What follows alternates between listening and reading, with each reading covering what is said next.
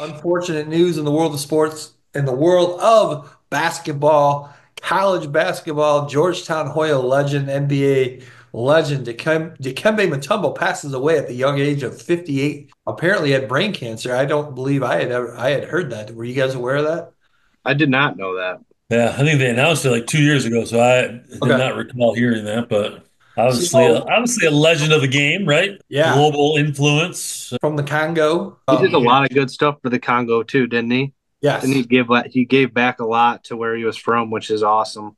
Well, I was gonna say, I just think about all the different interviews. You never saw him in like a bad mood. Like he True. was always like True. this, just kind of like, Happy go lucky. yeah, Yeah. happy dude who's just glad to be playing basketball and Yeah. waving his finger and Loved him at Georgetown. I mean, that was back in the era when Georgetown was so good every year, just really good, making the tournament every year, making runs. He kind of sandwiched, which is interesting, kind of sandwiched, the middle of three great centers that Georgetown had, starting with Patrick Ewing in the mid 80s, and then Dikembe Mutombo followed up then right after that with Alonzo Mourning. So 1991 first round pick by the Nuggets, fourth overall.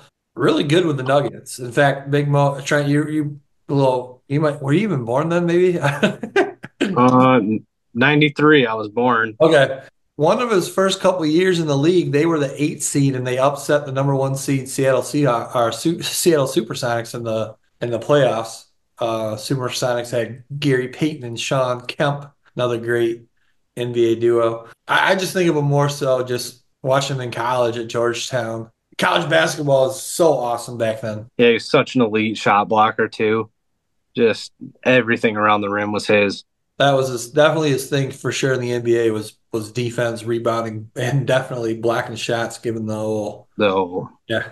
Funny story too. He was the one that if you guys have ever seen that famous clip of Michael Jordan, I think it was Mutombo's rookie year, and Michael Jordan's at the free throw line, looks at Mutombo and says something about, "Hey, I'm going to shoot this one with my eyes closed," and Jordan shoots the free throw with his eyes closed and hits it. I really. didn't know that. I forgot that was with like against Mutombo.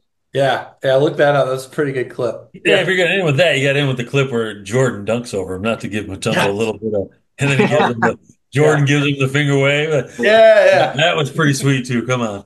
I guess I didn't realize.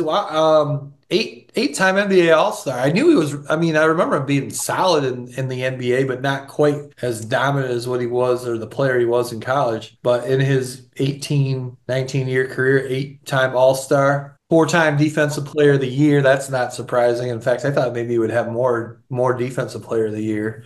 Led the league in rebounding twice. Three times led the league in blocks. So again, he was on that end of the floor. He was pretty dang dominant. The guy you would love to have on your team. Finished his career averaging just under a double double, 9.8 points, 10.3 rebounds.